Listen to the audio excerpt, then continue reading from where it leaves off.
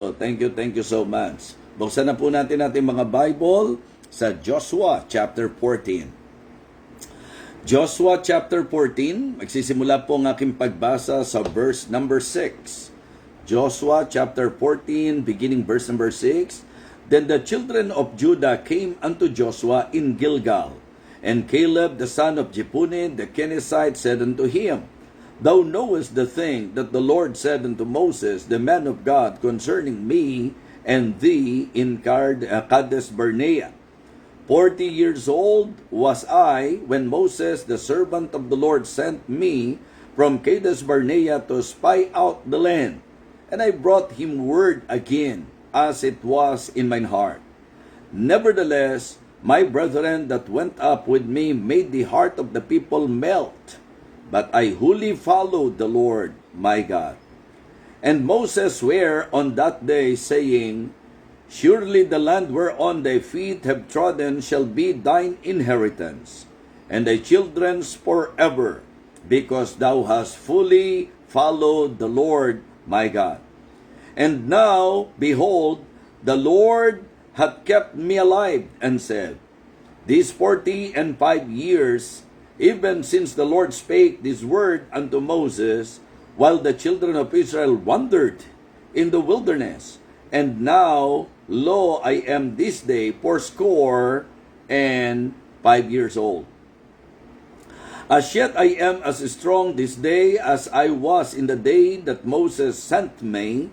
As my strength was then, even so is my strength now for war, both to go out and to come in. Now therefore give me this mountain, whereof the Lord spake in that day.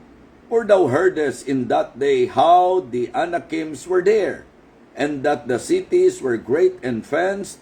If so be that the Lord will be with me, then I shall be able to drive them out, as the Lord said. And Joshua blessed him, and gave unto Caleb the son of Jephunneh Hebron for an inheritance. Hebron therefore became the inheritance of Caleb the son of Jephunneh the Kenizzite unto this day, because that he wholly followed the Lord God of Israel. And the name of Hebron before was Kirhat Harba, which Arba was a great man among the Anakims, and the land had rest from war. Let us pray. Dakilang Diyos, aming Panginoon, nais po naming bigyang pansin ang buhay po ni Caleb, particular dito po sa aming teksto, ang hamon na amin po pwedeng makuha mula po sa kanyang buhay at mula sa kanyang patutuo. We praise you, Heavenly Father, for the opportunity once again na meron po kami to learn from your word. I pray that you will empower me as your servant. May I share your word with clarity, Heavenly Father. Guide me, Lord, and bless me, Lord. Bless even your people as we listen to your message this morning. Ang amin po mga kapatiran na nasa iba't ibang bansa, pagpalain mo rin po sila, aming Panginoon. Muli po, sa iyo ko po'y pinagkakatiwala ang amin pong pagsasalo-salo ng iyong banal na salita. Ito po ang aking panalangin sa pangalan po ng aming Panginoong Jesus. Amen. Amen. So, mga kapatid, mga minamahal, ang ating pong magiging mensahe ay ang patungkol po kay Caleb. Marami na pong mensahe ang naibigay ko po patungkol po sa kanya. The spirit of Caleb, Caleb's caliber, talagang makikita po natin na sa Biblia, hindi po biro ang hamon sa buhay ni Caleb. The challenge from the life of Caleb. Yan po ang ating bibigyang pansin, or the challenging life of Caleb. So, si Caleb po ay isa sa naatasan o napili to spy out the land.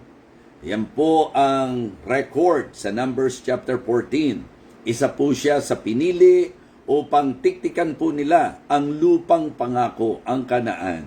At nangyari po, mga kapatid, na sa storya, yung 10 kasama po nila ay very negative. Ang dinala po sa bayan ay evil report. At ito pong si Caleb at si Joshua ang bukod tangi na napakaganda po ng kanilang naging report concerning the land.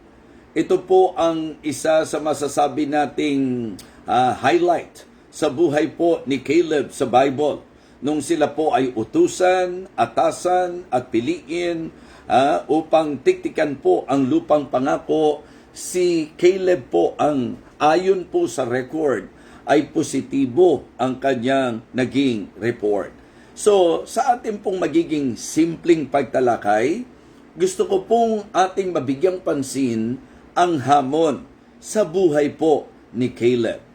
Okay? The challenge from the life of Caleb. The challenging life of Caleb. Yan po ang ating mensahe ngayon. Ilang bagay po ang gusto kong bigyan ng pansin, mga kapatid, sa ating pong magiging pagtalakay. Una po, how he faced the giants. Okay, Caleb faced the giants. Ang report ng pong 12 spies, kung tutusin, particularly yung 10, talagang sinasabi po nila na mga higante ang nanduroon sa lugar po na kanilang tiniktikan. Sabi po nila, mga higante ang mga tao doon. Ito po, mga kapatid, ay ating pong mabibigyang pansin na si Caleb ay buong tapang na nagsalita. Kumbaga, halos ang lahat po negatibo ang sinabi, pero mga kapatid, ito pong si Caleb, ang makikita po natin ay yung kanyang courage, yung kanya pong masasabi nating tapang, boldness, para po magsalita. Alam niyo po ba, ang sabi nga po niya sa Numbers chapter 13, let us go up at once. Diba? Yung pong idea na sa kabila po ng kung tutuusin, please bear in mind na yung pong 10 na nagbigay ng evil report, totoo naman po yung kanilang sinabi patungkol doon sa kung ano yung nakita nila doon po sa land. So, it is just that nag-focus po sila doon sa negatibo. Kumbaga, dahil po doon sa kanilang nakita, ang kanila pong naging kaisipan ay huwag tumuloy. And sad to say, nag-try pa po sila na i-discourage ang kabuuan po ng bayan sa pamagitan po ng pagsasabi po nila at pag-highlight po nila ng mga negatibong bagay. Katulad nga po nung kanilang pagsasabi ng mga higanti sila roon para tayong mga tipaklong lang sa kanila.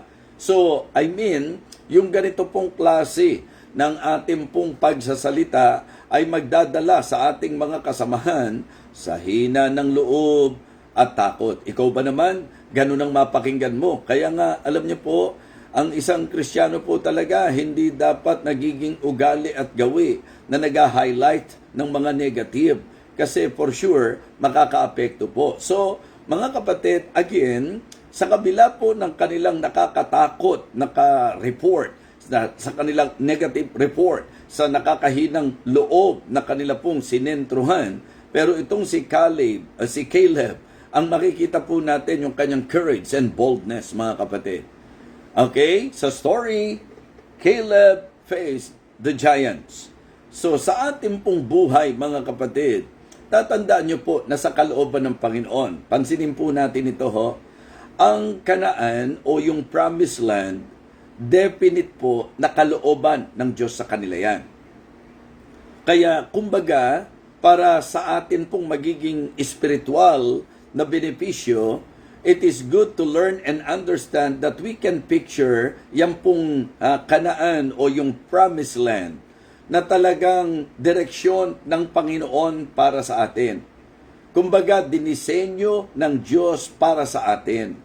Pero syempre po, mga kapatid, sa realidad ng buhay, talagang sa ating pong pagbibigay pansin sa tinatawag nating pagpapala ng Panginoon, minsan may mga challenges po. Okay? So dito sa ating pong mensahe, gusto ko pong makita nyo na ito pong si Caleb na kasama sa 12, for sure, nakita rin po niya yung nakita po ng 10. It is just that, hindi po niya ini-highlight po yan. So, posible po na alam niya na makakaapekto kapag ka ito ang sinentruhan po niya, mga kapatid. Kaya po, ang ginawa po nitong si Caleb, mas nag-dwell po siya doon sa positibo. In fact, kapag ka po binigyan natin ng tinatawag na atensyon, yung kanya pong report at yung kanyang pamamaraan ng pakikipag-usap sa mga tao, ang sabi po niya, kasi sabi po nung mga negative, para tayong mga tipaklong lang sa kanila. Ito naman pong si Caleb, para lang silang tinapay sa atin. Okay? That kind of spirit, mga kapatid. Yung ganyang klase ng spirito, napakahalaga. Kahit sa mga churches, mga kapatid. Tatandaan nyo po na kapag lagi nyo nakakausap ay ang kapatiran na wala nang sinabi, wala na pong topic, kundi yung makakasira, yung makakahina ng loob, yung lagi na lang pong hindi magandang napapansin. Mga kapatid, maniwala po kayo na hindi po magiging maganda ang epekto nito sa atin. Okay? Sapagkat realidad po yan, mga kapatid. Nandito tayo sa imperfect world. So meron at meron tayong makikita ng mga negatibo. Pero going back sa ating pong context, yung pong promised land, yan po very definite na dinisenyo ng Diyos yan para sa kanila. It means to say, blessing po ang lupa na yan. Kaya nga ang sabi ko po, ang promised land, inilalarawan ko na place of beauty, bounty, and blessing. Ngayon, meron nga lang pong challenge. At yun nga po yung sinasabi ko sa inyo, na very challenging ang buhay po ni Caleb because Caleb faced the giants. Diba? So, hindi po siya natakot. In fact, ang courage niya ipinakita when he tried to encourage, kahit po sila, let us go up at once. Balikan pa po natin. Sabi niya, minsan pa nating balikan. Palagay ko po yung 10, kahit anong gawin natin, hindi na talaga babalik. Bakit? Sapagkat naapektuhan na po sila nung kanila pong nabigyan ng focus sa kanila pong pagtitiktik doon sa land. Mga kapatid, mga minamahal, tatandaan nyo po ito, na kung ang pag-uusapan buhay natin bilang Kristiyano, tumingin po tayo sa positibong aspeto ng ating pong masasabi nating lakbay. Because along the way, that is very possible to happen. Sabi ko nga, may mga rough roads or sa mismong kalooban ng Diyos sa buhay mo, meron kang haharapin talaga. Okay? Listen very carefully. Ang promised land, definite will ng Panginoon para sa kanila. Ibig sabihin po, kalooban talaga ng Panginoon yan. Pero ipinapakita po na sa kalooban ng Diyos, may mga challenges, mga kapatid. Totoo po yung sinabi nung 10 spies. Kaya lang yung paraan nila ng pagsasabi na sila mismo takot, na sila mismo negatibo, ano po ang i-expect natin na magiging reaksyon ng mga tao? Ano po ang ina-expect natin na magiging response ng mga tao? At ano po ang aasahan nating magiging resulta nito? So please bear in mind na yung sinabi po ng 10 is also true, are also true. Lahat po nung sinabi nila. Okay? Pero mga kapatid, isang bagay po ang gusto kong matutunan natin. Na sa kalooban ng Diyos, pwede talaga na may makaharap tayong mga hamon. Katulad nga po ng mga higante na sinasabi po nila. Pero dapat ang tutok tayo doon sa kaisipan, kalooban ng Diyos ito. Ang Diyos ang kasama natin dito. Hindi tayo pababayaan ng Panginoon. Kaya itong si Caleb, mga kapatid, masasabi ko po, ibang klase po yung taglay niyang spirit. Yung kanya pong tapang na harapin po ang giants, mga kapatid. At alam niyo yung tinatawag nating tapang na ito yung tapang na hindi nakasandal sa marami. 'Di ba? Ito po yung courage even to stand alone. Na kahit siya lang o dito po sa story, si Joshua lang ang kasama niya, yung majority po negatibo, nakaka-bless po kapag ganyan po ang mga Kristiyano. May mga project po tayo minsan sa church. Ito po parang aplikasyon lang.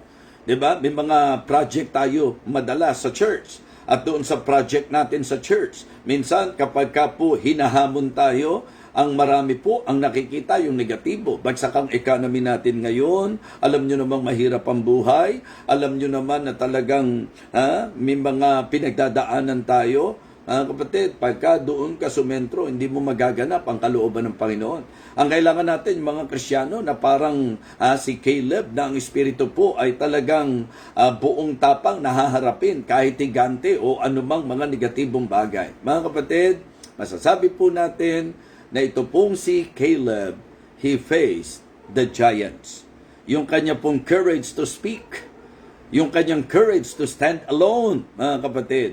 Yung kanyang courage na pinakita ng single-mindedness po niya. Talagang wala siyang other option but to claim and to conquer the land. Why? Because it is very clear to Caleb that that land is the land prepared by God for them. So kaya tayo po, mga kapatid, in claiming the Lord's blessing, may mga pagkakataon po nahaharap tayo sa mga higante, mga kapatid. Meron pong mga pagkakataon na hindi biro ang mga challenges na dadaanan po natin. Pero mga kapatid, ang ating pong magandang maging espiritu ay ang katulad ni Caleb na in spite of the fact na katulad ng sinabi ko po sa inyo, gaya ng binansin po at sinabi ko po sa inyo, na yung pong mga masasabi po nating kasamahan po nila, yung 10, sila po ay hindi naman nagsisinungaling. Totoo naman yung mga nakita po nila. It is just that nadaig sila, nahinaan sila ng loob, natakot sila, at doon po kakaiba. Ito pong si Caleb. Mga kapatid, Caleb faced the giants. Ikalawa po na makikita natin, Caleb followed God. Caleb followed God. Diba? So makikita nyo na sabi po niya, huwag kayong matakot, huwag tayong matakot, ha? Huwag natin silang katakutan. Yan po yung words na magandang mapakinggan po. Na kapag ka may pinagdadaanan tayo, huwag kang padala sa dinadaanan mo. Kapag ka meron pong mga higante sa ating pong buhay na kinakaharap tayo, huwag kang matakot sa mga problema na yan. Huwag kang matakot sa mga hamon na yan. Huwag kang matakot sa mga bagay na yan. Yan po yung magandang marinig po sa atin, mga kapatid. Yung spirit na yon. Mga kapatid, Caleb faced the giants and Caleb followed God. Siguro magandang makita natin kung paano pong itong si Caleb. In fact, kung inyo pong na-observe sa pagbasa ko po ng ating teksto, how many times na ito po ay binigyan ng emphasis. Ito po ay binigyang diin dito po sa Joshua chapter 14. Tingnan nyo ang sabi ng verse number 8. Nevertheless, my brethren that went up with me made the heart of the people melt. So kinukwento niya, di ba? So sinasabi po niya na yung mga nakasama niya, so referring to the 10 negative spies, ano po? Yung pong nakasama niya, sila ang naging dahilan kung bakit talaga na hinaan ng loob yung mga kasama. Pero anong kanyang binanggit? But I wholly followed the Lord. Amen? But I wholly followed the Lord, my God. Verse number 9. And Moses sware on that day, saying, surely the land whereon thy feet have trodden shall be thine inheritance and thy children's forever, because thou hast fully or wholly followed the Lord, my God. So mga kapatid, ito po ang sinasabi ko po sa inyo, na napakahalaga na matiyak po natin na sa ating pong buhay, ang sinusunod natin ay ang Panginoon. Verse number 14. Hebron therefore became the inheritance of Caleb the son of Jephunneh the Kenizzite unto this day, because that he wholly followed the Lord God of Israel. So, mga kapatid, kamusta po tayo sa usapang pagganap ng kalooban ng Panginoon? Kamusta po tayo kung tayo po'y nalalagay, sa mga pagkakataong tayo po'y nalalagay na may hamon na haharapin po natin sa buhay po natin? So, sa ating pong pinag-aaralan, ang konteksto po, yung promised land, wala na pong duda na yung promised land, ito po ay land na kung saan para sa kanila, na nilalarawan po na pagpapala ng Panginoon para sa kanyang bayan, kalooban ng Panginoon para sa kanyang bayan, pero maliwanag na ang lahat po, majority of them, natigilan, pero si Caleb, tuluyan at lubusan na sumunod sa Panginoon. So, yun po yung pinakasusi, mga kapatid. Caleb wholly followed God. So, he faced the giants. He followed God.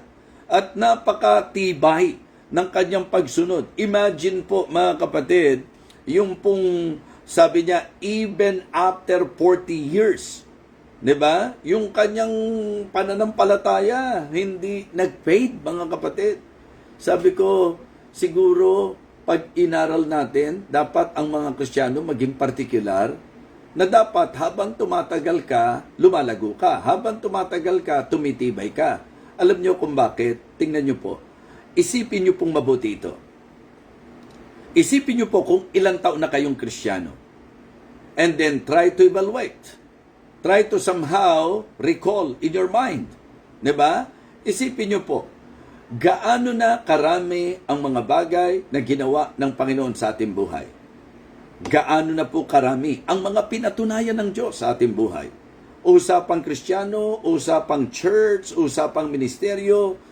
Mga kapatid, kung gaano na po ang tagal ng buhay natin bilang Kristiyano, kung gaano na po katagal ang buhay natin sa church na kinabibilangan natin, I am very sure na kung naging dilat lang ang mata po natin at magiging positibo lang po tayo, na katulad ni Caleb, I believe you will all agree with me na napakarami na pong pinatunayan ng Panginoon. Amen po ba? Diba? Marami na pong pinatunayan ng Diyos sa buhay natin bilang mga Kristiyano. So mga kapatid, alam niyo po ba ang dapat epekto nito?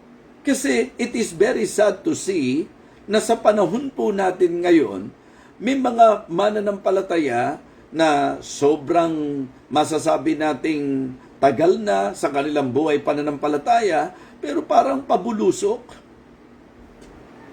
Hindi po ba dapat habang tumatagal po tayo sa maraming taon po ng ating pagkakristyano, sa maraming taon po ng ating paglalakbay, nakasama po natin ang Panginoon, hindi po ba mga kapatid dapat naging mulat na po tayo, meaning naging aware na po tayo to the many things that the Lord has already proven. 'Di ba? Sa buhay po natin. So many things na pinatunayan na po ng Panginoon sa buhay natin. Alam ko nakaranas na rin po kayo nung kalagayang parang meron po kayong naging sitwasyon na ang hirap-hirap pero nakasurvive kayo. Okay? Na-overcome po natin. Laban na mabigat pero na-conquer at na-overcome po natin. Yung mga situations na ang akala natin very difficult na o talagang mahirap pero nakatawid po tayo. Ang gusto ko pong i-point out, mga kapatid, for so long a time sa buhay natin bilang Kristiyano, I believe kung naging dilat lang po tayo at naging particular lang po tayo, marami na pong pinatunayan ang Panginoon. Ang akin pong nais bigyan ng emphasis ngayon, ano dapat ang dulot nito? Ano dapat ang epekto nito? Kung tayo po ay nahandoon, nakasentro, doon sa kung gaano po katindi ang ginawa ng Panginoon sa ating buhay. Hindi ba dapat habang tumatagal tayo, lumalakas tayo, tumitibay tayo? Kaya hindi nga po magandang sinyales na ang Kristiyano o yung nagsasabing Kristiyano, matagal na siya, pero andali pang matisod, andaling maapektuhan, andali pong magtampo. Hindi po ba mga kapatid, para bang napakaalangan. Kasi kung tayo po sa buhay paglalakbay natin, napatunayan natin ang Panginoon, hindi ba dapat po ang dulot nito sa atin lakas? Mga kapatid, ang pinag-uusapan po natin, ito pong si Caleb. Kung papaano po na buong puso, talagang lubos na sinunod po niya ang Diyos sa kanyang buhay. Even after 40 years, sinasabi ko po sa inyo, even after 40 years, yung kanyang pananampalataya hindi po kumupas. So ang tinutukoy ko po doon sa naging kasaysayan po niya. Kasi nga po, spiritual po ang focus po nitong si Caleb. Ang ibig sabihin, kalooban ng Diyos, ang kanyang sinesentruhan. Ang buhay po niya nakasandal sa pangako po ng Diyos, hindi doon sa mga pressure na nararanasan. Diba? Pagka tayo nakasentro po sa pressure, ano po ang epekto nito sa atin? Ano po ang magiging epekto? Kapag ka wala ka nang ginawa sa buhay mo kundi sentruhan, problema na lang lagi na lang ganito ang problema, hindi ko alam kung makababangon pa ako, makakayanan ko kaya ito. Actually, mga tanong na yun, hindi na po kasi meron ng promise may assurance na po mga kapatid. Meron po tayong mga pangako ng Diyos, and that is the reason why we need to enjoy God sa kanyang mga pangako sa bawat isa po sa atin. So ito ang isang bagay na nakita ko po na napakahalaga. Bakit ako at ikaw ay makakasunod sa Diyos? Kung ikaw ay mas nakasentro doon sa promises of God, hindi sa pressure sa buhay. So sinabi ng Panginoon sa kanyang salita, I will never leave thee nor forsake thee. Diba? So, nandyan po yung kanyang pangako sa atin. Hindi niya tayo iiwan, hindi niya tayo pababayaan. And in fact, makikita nyo naman na sa lakbay po nila sa kanila pong paglalakbay, maliwanag po, mula pa lang po sa kung paano sila nakalabas doon sa Egypt, dapat po mga kapatid, yun po ay nagpapamulat na sa kanila na talagang hindi karaniwan, ibang klase talaga ang Diyos. Sapagkat kung paano mailabas sa Egypt, kung paano sila mailabas sa Egypt, parang sa atin, kung paano iniligtas tayo ng Panginoon, kung paano pinalaya tayo ng Panginoon. Pero ganun talaga along the way sa ating pong journey or sa mismong kalooban ng Diyos sa buhay natin, ang disenyo po may mga challenges at ang pinaka dapat maging bunga nito sa atin, tibay, tatag. Kaya nga importante po na tayo'y nakasentro doon sa mga promises of God at hindi po doon sa mga pressures na nararanasan natin ngayon. Okay? Real talk. Kapag ka po ang isang taong kausap mo ay laging nagmamagnify ng mga problema sa buhay, ano po ang posible na kahihinatnan po niyan? Ano ang magiging posibleng resulta nito? So kunin na po natin dito sa ating pinag-aaralan yung mga nagsentro at nagmagnify ng mga negative, ano po ang naging consequence? Sumuway, hindi sumunod, napadala doon sa 10 spies, nagpa-apekto po sa mga negatibo. Ano nangyari? Hindi nakasunod. Di po ba? At dahil hindi po sumunod, alangan naman pagpalain. Pero yung generation po ni Caleb, yung generation po nila ni Joshua, palibasa, positibo po ang narinig. Kasi kahit sa ministry po mga kapatid, members, makinig kayo. Pagka po sa buhay nyo sa church, ang lagi nyo pong kausap, yung pong laging negatibo ang sinasabi. Diba? Tatandaan nyo po, hindi na nakapagtataka na hindi kayo susuporta, hindi kayo susunod. Kasi nasentro ka na po doon sa negatibo That is exactly the effect of the 10 spies sa kabuuan po ng Israelites. Majority of them, because of the evil report, because of the negative report, ano po nangyari?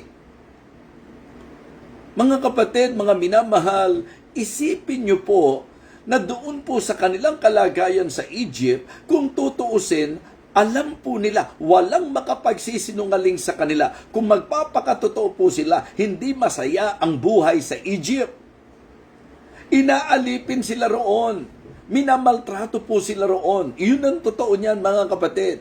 Kaya mga Kristiyano, wala ka nang para balikan sa usapang buhay unbeliever. Diba? You should praise the Lord. You should thank the Lord because of what He did in your life.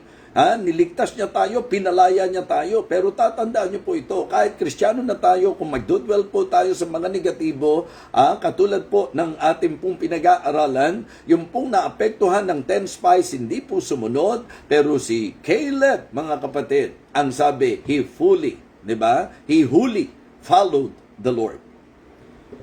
So, Caleb followed God. Talagang firmly. He followed God firmly, mga kapatid. Very firm ang naging pagsunod po niya. So, yun po ang napakahalaga. Yung matapat na pagsunod sa Panginoon, yung talagang nakafocus na pagsunod sa Panginoon. Huwag tayong magha-highlight ng mga nakakaapekto. Ulitin ko, balikan ko po. Sa kasaysayan po ng mga churches, yung madalas mag-usap ng negatibo, tumatagal ba? Nakakatulong ba? Nakabubuti ba? Di ba? Hindi lang naman po nakapagpapahina ng loob, nakakasira pa. At yun po, pagka in-evaluate natin, kalooban ba ng Diyos yan? Na Kristiyano ka, tapos wala ka ng sinentrohan, kundi ang mga negatibong bagay? Para bang ina-accuse mo ang Diyos na parang mali siya? Mga kapatid, sabi ko nga, tuwing may nangyayari sa Israelites, sinisisi po si Moises Diba? Kasi hindi nila directly masisi ang Panginoon. Pero isipin nyo po mga kapatid, talaga bang iniligtas tayo ng Panginoon para parusahan? Iniligtas ba tayo ng Panginoon para pasakitan? Iniligtas ba tayo ng Panginoon para pahirapan? No. Niligtas tayo ng Panginoon for us to enjoy His blessing. Pero kung di ka susunod, walang blessing. At yan ang madalas yung pong maririnig sa akin. Ang blessing po ay sigon sa ating pong pagsunod o pagsuway. Kapag tayo po'y sumuway, hindi naman po pwedeng sumusuway na tayo, pagpapalain pa tayo. So, pero mga kapatid, mga minamahal, it is good to somehow be challenged sa buhay po ni Caleb because in spite of the fact that there are negative things, mga kapatid, at yan nga po yung ini-highlight nung pong 10, pero makikita nyo po that Caleb, kakaiba po talaga siya because in spite of all those things na kanyang nakita, na narinig, na po pwede rin namang makakaapekto sa kanya, but he chose not na iyon po ay makaapekto sa kanya. So makikita nyo po that Caleb stood up, that Caleb still followed God. So, sana po tayo ganun din po. So, nakakadalawa na po tayo. Number 1, Caleb faced the giants. Second, Caleb followed God. Pangatlo po mga kapatid, Caleb finished great. Caleb finished great. So, siya po ay lubos na sumunod, mga kapatid, kaya ano po ang nangyari? Diba? So, ang nangyari po mga kapatid, siya po, in fact, sa natatandaan ko po, 85 years na po. Hindi pa rin sumuko, mga kapatid. Talagang pinalakas pa rin ng Panginoon. And I'm telling you, he finished great. Naging very consistent siya, mga kapatid. Sabi nga po sa Joshua chapter 14 verse number 10, yung bahagi po doon, these 40 and 5 years. Makikita nyo na yung pananampalataya niya. Binanggit ko po sa inyo kanina, di ba? Hindi po nagpe-fade, mga kapatid. Siya po yung larawan ng Kristiyanong habang tumatagal, lalong tumitibay. Kasi yun ang dapat Habang nakikita mo ang makapangyarihang gawa ng Diyos, sabi ko nga, yung mga difficult situations, pakinggan nyo mabuti ito, yung mga difficult situations sa buhay po natin ay nagiging pagkakataon para ma-manifest ang power ng Panginoon. And as the Lord manifested His power or manifest His power, ano dapat ang maging epekto nito sa atin? Diba? Habang nakikita po natin yung gawa ng Diyos, dapat lalo tayong lumalakas. Habang nakikita natin yung gawa ng Panginoon, yung kapangyarihan ng Panginoon, dapat lalo tumitibay ang kanyang pananampalataya, ang ating pananampalataya. Paano ka magtatapos sa buhay na ito? Paano? Diba? He finished great. Mga kapatid, he faced the giants. Hinarap niya ang mga higante, mga kapatid. He followed God. At yung pagsunod niya, fully. Di ba? So, Caleb wholly followed the Lord. Di ba? Caleb wholly followed God. And then, he finished great. Alam niyo po ba, kung tutuusin, doon sa kanyang lakbay, dumating na po siya sa old age. 85 eh. Di ba? 85 years old. Pero yung vision, yung nais i-accomplish, hindi po pang 85 years old. Kasi mountain pa po eh. Sabi niya, give me this mountain. Kaya mga kapatid, mga minamahal, gusto kong sabihin sa inyo na ang naging pagtatapos ni Caleb, masasabi nating with flying colors. Amen? Talagang very challenging. Very challenging sa buhay natin. Mga kapatid, tatandaan niyo po, lahat ng ginagawa ng Panginoon dapat nagpapatibay sa atin yan. Dapat nagpapatatag ng pananampalataya natin po yan. Lalo na yung mga moment nang akala mo there's no way out anymore. Nang akala mo you cannot bear it anymore. Yung ang akala mo no solution na at all. Pero mga kapatid, andyan po ang Panginoon. Pinatunayan po ang kanyang sarili. Kaya mga Kristiyano, nawa katulad po ni Caleb, anuman po ang mga higanting harapin natin, laban lang, tindig lang, panghawakan natin ng Diyos, ang lakas ng Panginoon. Alam nyo rin naman na hindi biro ang higante na tinumba ni David. Pero si David po ay humarap sa higante, sa lakas ng Panginoon, sa pangalan ng Panginoon. The same thing na dapat makita natin the story of Caleb. I believe that Caleb, the reason why he's very firm, the reason why talagang he is very bold and courageous, sapagkat ang kanyang pinangahawakan, hindi actually lakas niya, galing niya, kundi ang Panginoon at siya'y sumentro sa pangako at hindi sa pressure. Yun ang magandang ano po nun eh, kukumpara.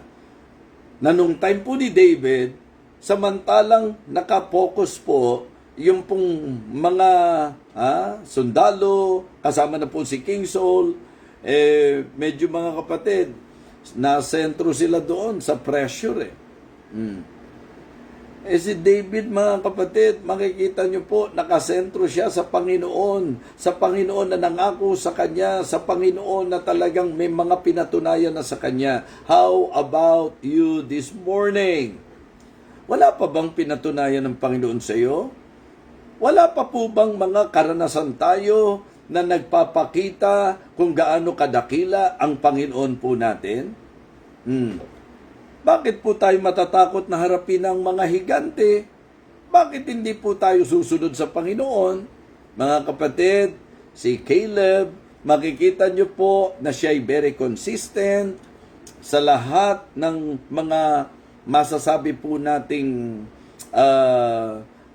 pagganap ng kalooban ng Panginoon. So, it is very important for us. Sabi nga po niya sa verse 11, balikan niyo po, Joshua chapter 14. Diba? Sa verse number 10, ganito po ang sabi, and now behold, the Lord hath kept me alive, as he said, these 40 and 5 years, even since the Lord spake this word unto Moses, while the children of Israel wandered in the wilderness, and now, lo, I am this day 85 years old.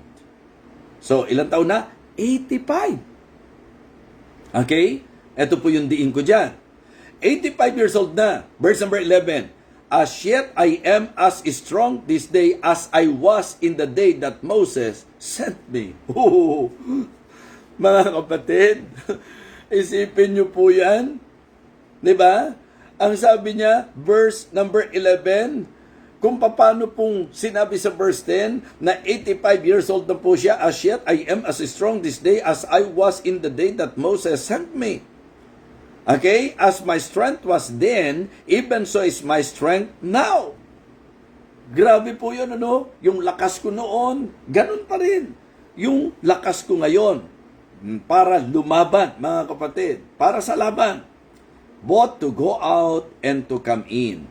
Now, therefore, listen to this. Now, therefore, give me this mountain, whereof the Lord spake in that day, For thou heardest in that day how the Anakims were there, mga kapatid, and that the cities were great and fenced. If so be the Lord will be with me, then I shall be able to drive them out, as the Lord said. And the rest is history, mga kapatid. Ang nakaentrada at ang nag-enjoy sa blessing ng Panginoon ay si Caleb at ang kanyang generation. Mga kapatid, he finished great. So, yun ang dapat maging prayer natin.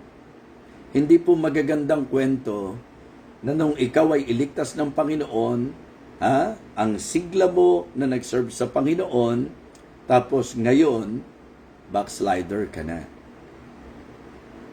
'Di ba? Very eager ka, talagang nag-devote ka ng time, nag-serve ka sa Panginoon. Okay? Pero along the way, because of what you experience, kung ano man po ang pwedeng higante na kinaharap natin, ano man po ang laban na kinaharap natin, mga kapatid, isipin nyo pong mabuti. Diba? Isipin nyo pong mabuti kung paano pong, hindi ba dapat manghinayang po tayo? Yes. So dapat, katulad ng hamon sa buhay ni Caleb, kasi kung tutusin, nung siya po ay gamitin ng Panginoon sa talagang buhay niya bilang Kristiyano, siya po yung po pwede nating ilarawan na medyo may edad na eh. Diba? Kaya ito rin naman ang paalala na ang tawag ng Panginoon hindi para sa mga kabataan lang. Okay? Ang challenge sa buhay paglilingkod, hindi para sa kabataan lang. Kaya nga sabi ko, tayo po'y considerate sa mga senior. Pero ang laki-laking blessing na makakita tayo na katulad ng mga precious rubies, ng mga dabagets na yan, na may mga edad na eh. O hindi halata sa looks. Opo, given na po yun. Pero ang pino-point out ko po mga kapatid, may mga edad na pero ang takbo ng isip, magsaserve pa din. May mga edad na po mga kapatid, pero talagang hindi ginamit na rason ang edad para hindi na dumalo kasi may edad na kami, hindi na kami makadadalo. Lalo na po kung sa living water ka aattend, aakyat ka ng third heaven bago ka maka-worship. Pagka medyo namali ka pa doon, hindi ka lang aakyat ng third heaven, ihahatid ka na sa third heaven. Diba? Pero mga kapatid, sa isang tao na talagang ang puso para sa Diyos, hindi po magiging hadlang yan. At hindi nakapagtataka na kapag ka ang Kristiyano po ay ganyan, nakatulad po ni Caleb, for sure, magtatapos po sila ng talagang with flying colors, katulad ng laging sinasabi ni PMO. 'Di ba? Si PMO, yan po ang kanyang ang mga termino niya, Olympic performance, yung mga talagang mag-a-accomplish at magtatapos with flying colors. So kaya tayo po mga kapatid, like the Apostle Paul, di ba? In his claim, I have fought a good fight, I have finished my course, I have kept the faith. I believe in the Old Testament, si Caleb po ang isa sa very challenging ang buhay sapagkat katulad ng ating mga puntos ngayon, he faced the giants. Okay? He followed God and he finished great. Okay? Hindi po ginamit ang edad na dahilan para tumigil sa kanya pong pagsunod sa Diyos. Para tumigil sa kanyang i-accomplish para sa Panginoon. Yan po si Caleb. Kaya ang ating message, the challenging life of Caleb. He faced the giants, he followed God, and he finished great. Marahil tayo po sa ating buhay paglalakbay, nung pasimula sumusunod tayo, nung pasimula areglado tayo, pero kamusta na po ngayon? Ang tama po, kumbaga sa awit, the longer I serve Him, the sweeter it grows.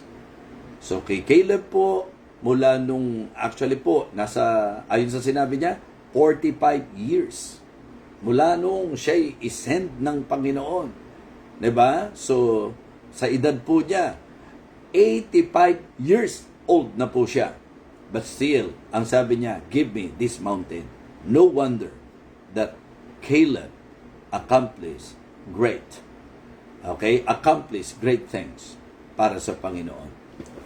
So, the challenging life of Caleb.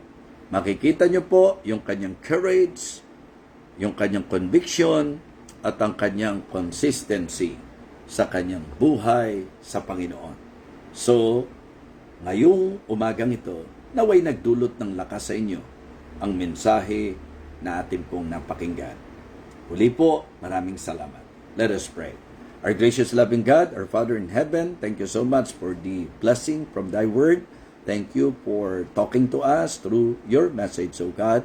And thank you for the life of Caleb. Thank you for his challenging life. We pray, O Father, that like Caleb, ano man ang mangyari sa buhay na ito, maging handa kami sa biyaya mo, sa lakas mo, harapin po namin ang mga higante, Panginoon. At nawa, sumunod kami ng lubos. Sumunod kami ng buong puso sa iyo. At magtapos po kami na mainam sa buhay namin bilang mga Kristiyano. Muli po, maraming salamat aming Ama sa amin pong muling mensaheng napakinggan. Salamat din po sa biyaya mo sa iyong lingkod, sa kalakasan po na patuloy mong ibinibigay. Ikaw po ang aking lagit-lagi pinagtitiwalaan. Thank you for your enabling grace, Heavenly Father, and may you continue to bless the ministry that you entrusted to me. Thank you so much. Ito po ang aking panalangin, kasama po ang paghiling ng lahat ng taga-subaybay ng Believer's Breakfast ay iyo pong pagpalain. Tugunan po sa mga pangangailangan. Palakasin po ang mga mahihina at nawa dakilan Diyos, payapain po ang mga may kaguluhan at hiling ko rin po dakilan Diyos na bigyang karunungan mo kami sa mga bagay na dapat naming gawin sa buhay na ito, lalo na po sa pagganap namin ng iyong kalooban. Ito po ang aming panalangin sa pangalan po ng aming Panginoong Jesus. Amen. Amen. Okay, praise the Lord.